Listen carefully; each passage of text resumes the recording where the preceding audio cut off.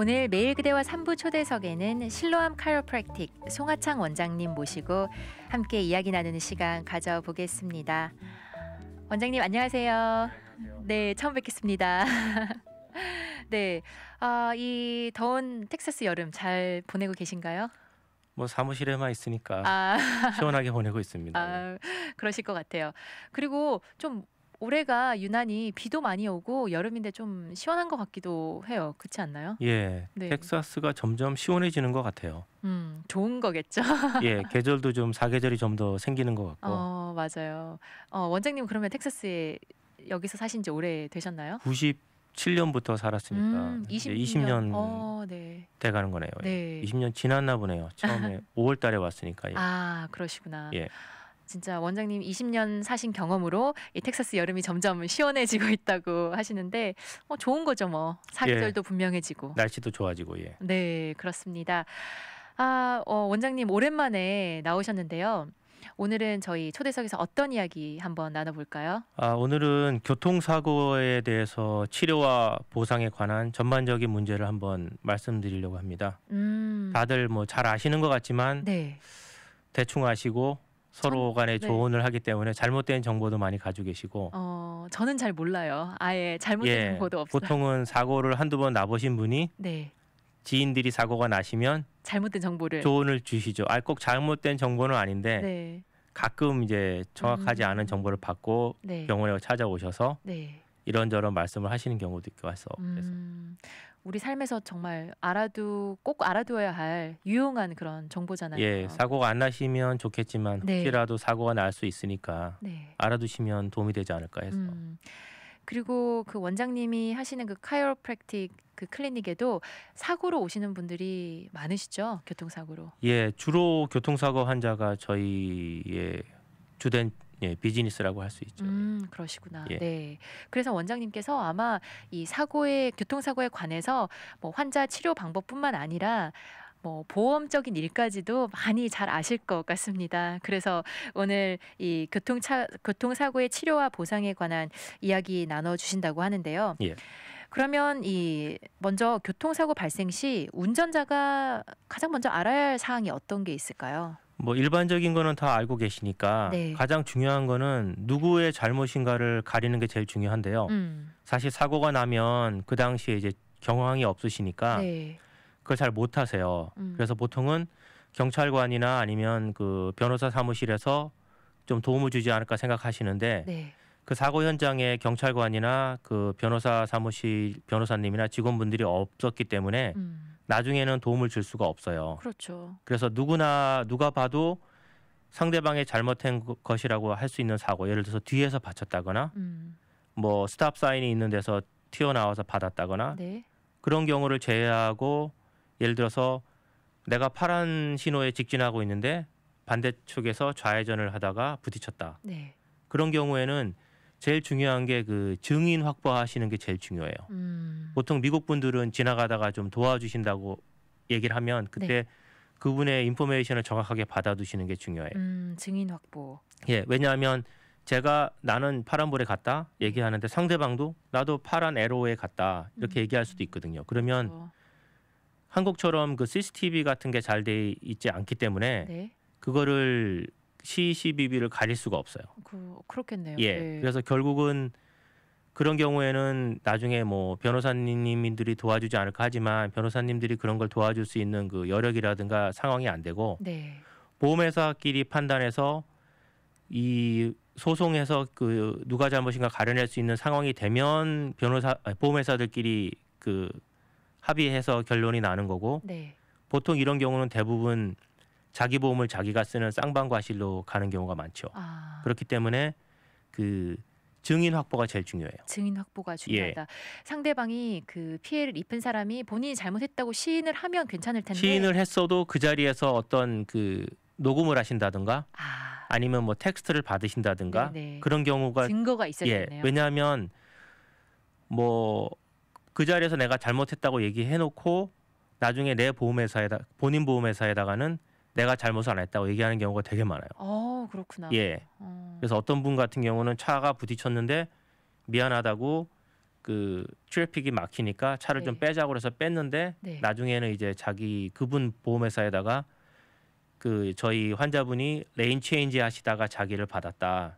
이렇게 해서 그 본인 보험으로밖에 처리를 못 하신 경우도 여러 번 있었어요. 그렇구나. 예. 네. 그래서 그 교통사고 발생인지 운전자가 가장 먼저 알아야 할 상황이 증인을 확보해야 된다. 그리고 그 상황이 좀 애매한 경우에 증인을 상대방이 잘못했다고 시인을 하더라도 녹음을 하신다든가 텍스트를 받는다든가 그런 어떤 분들은 뭐 본인 인포메이션을 안 주고 상대방 인포메이션만 받았다고 안심하는 경우도 있는데 그런 경우가 또 나중에 가서는 정확하게 그 상대방 잘못으로 판명하는데 좀 정확한 그 증거가 되지 않을 경우도 많이 있거든요. 네.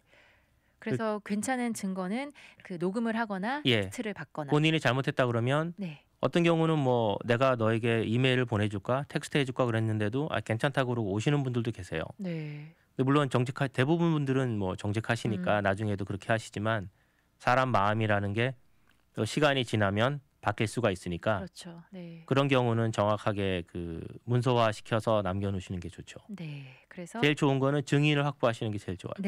그래서 이런 애매한 경우는 증인을 확보하거나 증거를 남겨두는 게 좋다고 하셨는데 저는 또 그런 얘기도 들은 것 같아요. 그 물론 이런 것도 중요하고 또 사고가 났을 때 아까 말씀하신 것처럼 뭐 교통 때문에 혼잡 때문에 차를 뒤로 좀 빼자 이렇게 뭐 상대방이 이야기할 수도 있는데 그 사건 그대로 뭐 누가 올 때까지 사진을 찍어놓고 또 차도 옮기지 않고 사고가 난 그 상황 그대로 보존하라고 그런 이야기. 근데 사진을 찍어도 약간 좀 그게 도로 중앙에서 사진을 찍기가 좀 불편하거든요. 이쪽에서 차도 다니고 막 그러니까 위험하죠. 그래서 차끼리 부딪히신 그 사진 정도밖에 못 찍어 놓으면 전체적인 그 레인이라든가 뭐 그런 거를 멀리서 볼 수가 없기 때문에 그 사진 자체가 얼마나 데미지가 났는지를 볼 수는 있지만 정확하게 누구 잘못인지 판단하기가 어려운 경우가 많이 있어요. 큰 증거가 되지는 못하네요. 그러니까 사진을 어떻게 찍느냐에 따라서 예를 들어서 이쪽 차선이 이 차선을 넘어와서 부딪히는 게 정확하게 찍히면 되는데 그 도로 위에서 좀 위험하거든요, 사실은. 사고가 나 있어도 차가 계속 다니니까. 맞아요. 그러면 그 정확한 각도를 잡기가 힘드니까 그런 경우는 되도록이면 움직이지 마시고 상대방이 그 잘못을 시인했을 경우는 그런 증거 자료를 남겨놓으시는 게 좋지 않을까 해서 말씀드립니다. 증거 자료가 중요하다고 말씀하셨는데요.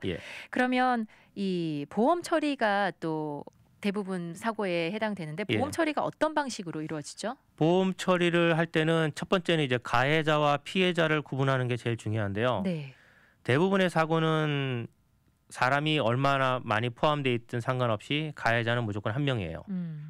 뭐 예를 들어서 아닌 경우는 한 차가 서 있는데 다른 차가 뒤를 받고 그 차를 또 뒤에서 받고 또 뒤에서 받았으면 앞에 차를 받은 건 내가 잘못한 거고 내 차를 받은 건 뒷사람이 잘못했으니까 그런 경우는 가해자가 여러 명이 나올 수는 있지만 예를 들어서 제가 저희 가족을 데리고 운전하고 가다가 부주의해서 앞차를 받았어요. 그러면 그 차에 3명이 타고 있었고 저희 식구는 4명이니까 제 차에 4명이 타고 있었으면 저가 가해자고 나머지 그 6명은 다 피해자가 되는 거죠. 그래서 저희 가족들도 물론 제가 가지고 있는 제 보험에 있는 PIP나 메디컬 페이먼으로 병원 치료를 받을 수 있지만 병원비가 모자란 경우 제가 가지고 있는 그 라이빌리티로 다 거기 청구를 할 수 있어요. 가족들까지. 그래서 가해자와 피해자는 그렇게 나눌 수 있고요. 두 번째는 이제 뭐 환자, 병원, 그 변호사 사무실의 역할을 보면 환자분은 이제 피해자 당사자가 되시니까 그분이 이제 사실은 보험회사와 1대1의 관계가 있는 거예요. 병원은 보험회사와 그 1대1의 관계는 없어요. 그래서 사실은 그 상대방 보험을 쓸 경우는 병원에서 그 보험회사에 대해서 어떤 그런 요구사항이라든가 그런 걸 할 수 있는 게 제한이 되게 많이 있거든요. 왜냐하면 당사자가 아니기 때문에. 그래서 이제 변호사 사무실은 그 사고 당사자를 도와주기는 대리인을 역할을 하기 때문에 보험 변호사를 고용을 하시면 변호사 사무실에서 모든 일을 대신해 주는 거죠. 이제 변호사 사무실에서 하시는 주된 일은 합의를 보는 일을 도와주는 일을 하는 거죠. 합의. 처음에 말씀드린 것처럼 사고가 좀 누구의 잘못인지 가리기 힘들다 그런 거를 도와주시는 경우는 별로 없어요. 어떤 환자분들은 저희 병원에 오셔서 뭐 사고에 대해서 얘기하시면 제가 이런 경우는 대부분 본인 보험을 써야 되는 경우가 많다고 얘기하시면 내가 변호사 사무실에서 의뢰를 했기 때문에 네. 변호사 사무실에서 일을 진행해 주지 않겠냐고 말씀하시는 경우도 많은데 그런 거를 기대하시기보다는 합의하는 과정을 본인 대신에 대리인으로서 하는 거를 변호사 사무실에서 주된 역할을 보시면 돼요. 그러니까 그 사고에 누가 가해자인가 피해자인가 그것까지 결정해 주지는 못하고 그거는 본인이 좀 알아서 하고 증거를 남겨주는 게 예, 중요한 거겠네요. 그러면. 예. 아, 그리고 이제 마지막으로 네. 보험회사가 어떤 식으로 그 교통사고를 처리하는지를 아시면 네. 그 전반적인 그 교통사고에 대해서 이해하는 게 좀 도움이 되실 거예요. 왜냐하면 보험회사에서 첫째 가장 중요하게 생각하는 게 자동차 견적이에요. 네. 그리고 어떻게 부딪혔나. 음. 왜냐하면 그 통증이라든가 그 환자분들이 그 말씀하시는 것들은 좀 주관적인 면이 강하고 네. 객관적으로 볼 때는 차가 많이 망가지면 그 안에 타고 있던 그 승객들한테 그런 물리적인 힘이 많이 가해졌을 거라고 보기 때문에 네. 가장 중요하게 보는 게 견적이에요. 견적. 그래서 보통 지금은 이제 1,000불 정도 기준으로 1,000불 미만은 그 마이너 임팩이라고 해서 그 단순 뭐 경미 접촉 사고 정도로 분리가 되고 네. 그 이제 뭐 1,500불에서 뭐 한 2,500불 정도는 일반적으로 많이 나는 경우고 네. 3,000불이 넘어가는 경우는 차가 데미지가 많이 난 경우니까 그런 경우는 이제 환자들이 더 많이 다칠 수 있다고 보는 거죠. 그래서 이제 단순 접촉 사고의 경우는 사실은 변호사 사무실에서 그거를 사건을 의뢰를 받아주는 경우가 별로 없어요. 아. 그게 보험회사랑 그 합의 보기도 되게 힘들고 네. 보험회사랑 그 딜하기가 너무 힘들어서 네, 네. 그리고 합의금도 너무 작기 때문에 그리고 그렇기 때문에 그런 경우는 저희 병원에서도 조금 환자분들한테 죄송한데 치료도 오래 못 해드리고 좀 병원도 애로사항이 좀 있어요. 그렇구나. 예. 네.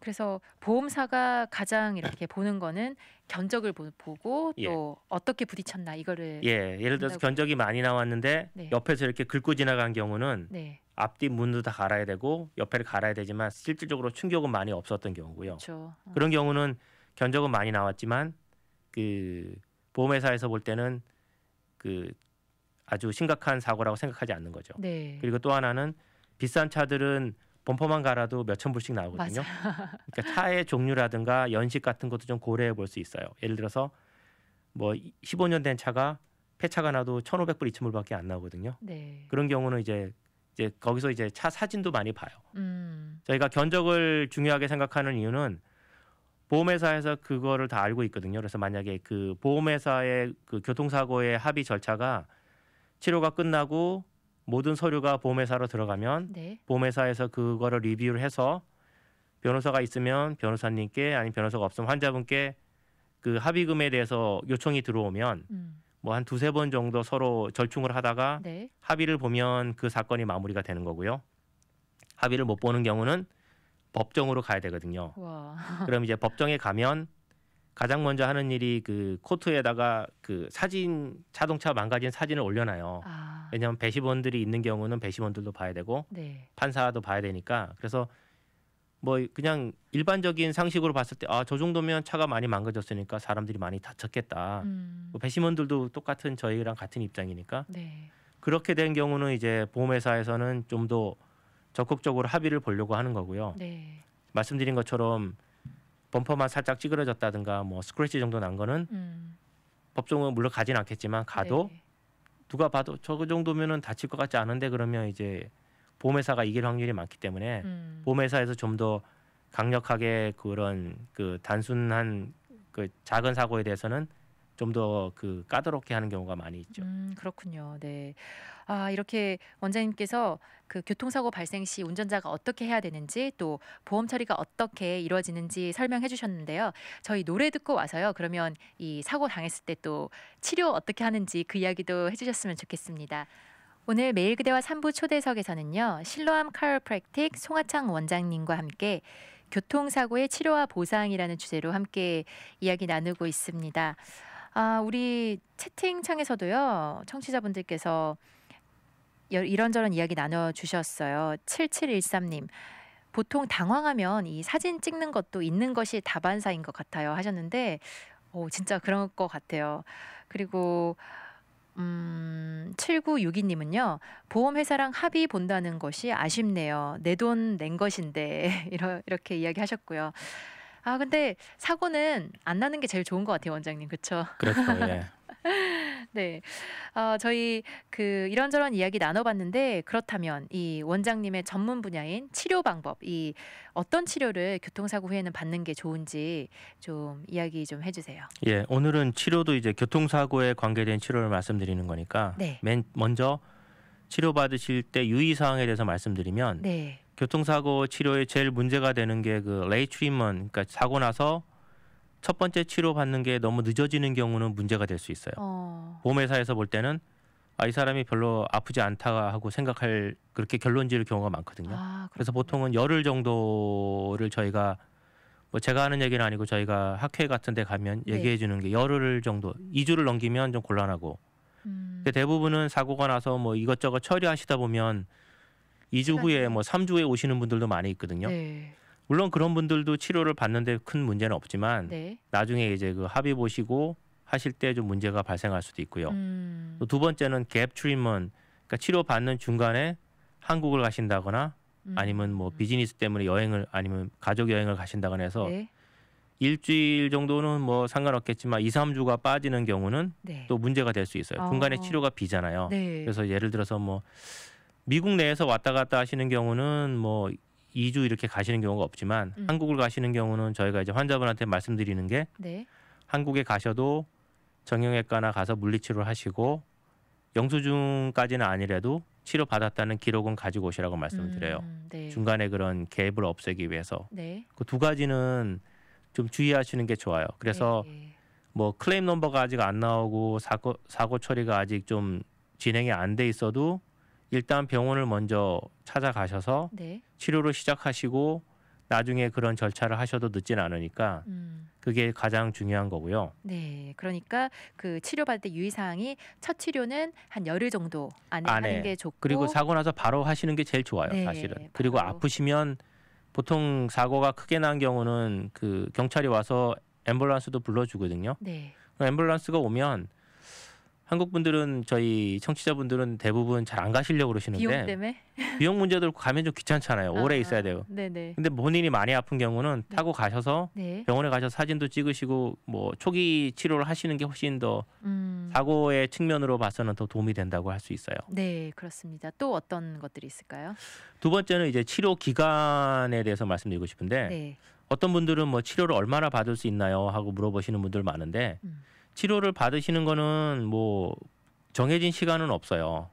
저희가 치료를 해드리는 것도 1년씩 치료를 할 수도 있지만 그 치료를 해서 저희가 병원비를 청구한다고 해서 보험회사에서 다 주는 게 아니고 그쪽에서도 리뷰를 해서 이 치료가 합당한지 아닌지를 가려서 그거에 대해서 이제 병원 치료비에 대해서 치료비를 거기 내주는 거거든요. 네. 그렇기 때문에 보통 저희가 이제 액큐, 서브 액큐, 크로닉으로 나눠서 보통 일반적인 경우는 한 8주에서 12주 안에 치료를 마무리해요. 네. 그래서 처음에 4주 정도는 물리 치료를 기본으로 하죠. 그때는 이제 치료의 목적이 통증을 없애는 걸 하기 때문에 일단 저희는 카로프랙틱 병원이니까 교정 치료라든가 근육을 풀어주는 치료도 하고 물리 치료도 같이 병행을 하고요. 네. 그 4주가 지나면 그 후부터는 이제 운동 치료를 하셔야 돼요. 그 자체가 이제 환자들의 회복에도 훨씬 도움이 되고요. 네. 그다음에 보험회사가 가지고 있는 그런 매뉴얼하고도 그게 일치가 되는 거거든요. 그리고 나서 환자분이 어떤 신경적인 문제가 예를 들어 손이 저리다든가 발이 저리다든가 아니면 허리나 목의 통증이 생각보다 늦게 이게 호전될 경우는 저희가 이제 MRI를 오도해서 MRI를 봐서 혹시 디스크에 문제가 있는지를 보거든요. 그래서 디스크 문제가 생기면 이제 그 다음 단계는 페인 매니지먼트 닥터를 보시는 게 원래 그 단계가 맞아요. 네. 페인 매니지먼트 닥터를 보고 거기 가서 척추 주사도 한두 번 맞으시고 네. 그러고 나서도 통증이 좀 남아 있으면 마지막으로 정형외과 의사를 보게 되죠. 정형외과 의사가 MRI 사진도 보고 그 다음에 거기에 대한 이제 본인이 이 환자가 수술이 필요하다고 의견을 제시해주면 뭐 그 의견을 가지고 이제 변호사가 일을 할 수 있는 거죠.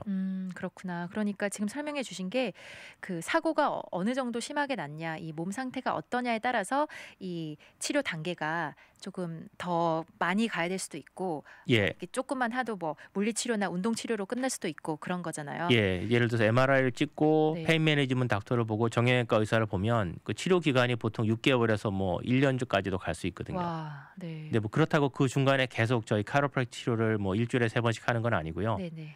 말씀드린 것처럼 12주 정도의 기간이 지나면 뭐 2주에 한 번 오신다든가 네. 뭐 한 달에 한 번 오신다든가 해서 저희가 이제 점검하는 차원에서 계속 환자를 보면서 그쪽 그 정형외과 의사 그 치료가 마무리될 때까지 저희도 같이 이제 치료를 병행하는 정도로 이제 치료를 하는 거죠. 네, 잘 알겠습니다.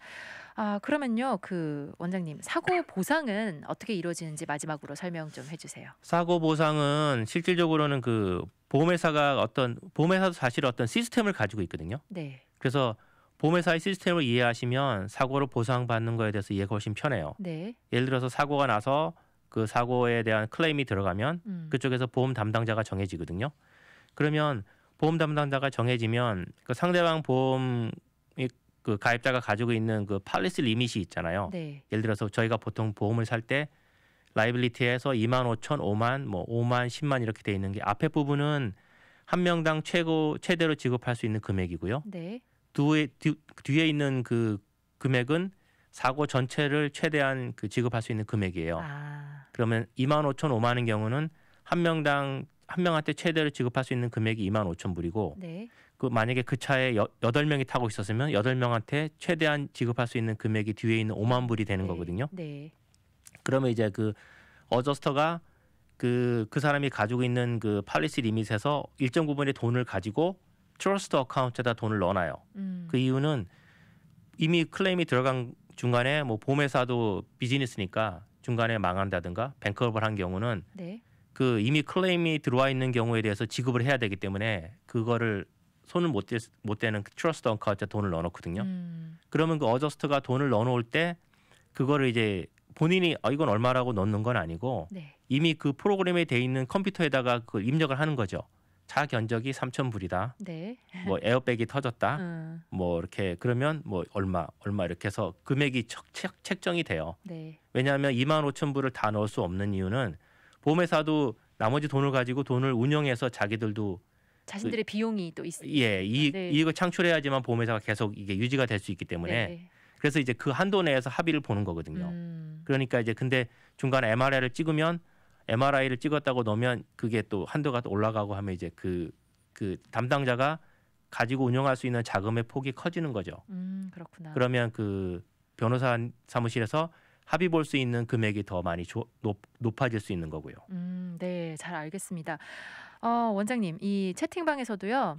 여러분들이 이렇게 이야기 나눠주셨는데 프레스님께서 아이고 사고 나면 지체하지 말고 바로 병원이든 클리닉이든 바로 가는 것이구만요. 한국에서 진료받은 기록을 갖고 오는 것도 몰랐는데 중요한 정보네요. 감사유 원장님. 예, 감사합니다. 이렇게 하셨고요. 아직 사고나 본 적은 없는데 생각보다 구체적으로 보험이나 진료받아야 하는 것 담당자들이 참 많네요. 원스톱으로 해결되면 좋은데 완전 복잡하네요. 예, 이렇게. 복잡한 경우가 많죠. 그리고 마지막으로 제가 그 보상의 그 종류에 대해서 말씀을 드리면 네. 첫 번째는 그 차가 데미지 난 거에 디미니시 밸류로 해서 차를 고치면 차 가치가 떨어지니까 네. 거기에 대한 보상을 좀 받을 수 있어요. 그것도 받을 수 있구나. 그리고 두 번째는 환자분이 일 못하신 부분에 대해서 따로 청구해서 받을 수 있고요. 네. 세 번째는 이제 그 pain and suffering이라고 그래가지고 저희가 말한 일반적인 보상금을 말씀드리는 거죠. 그런 부분으로 이제 보상금을 정해지면 네. 뭐 나머지 뭐 그 분배하는 거는 변호사 사무실에서 알아서 할 일이니까 네. 그런 식으로 일이 진행된다고 생각하시면 좀 이해가 쉬우실 거예요. 예. 네, 잘 알겠습니다. 오늘 저희 슬로암 카이로프랙틱 송하창 원장님께서 나오셔서 교통사고의 치료와 보상에 대해서 자세하게 또 이것저것 잘 알려주셨습니다. 원장님 감사드리고요. 네, 감사합니다. 네, 다음에 기회가 되면 또 뵙겠습니다. 예, 감사합니다. 네.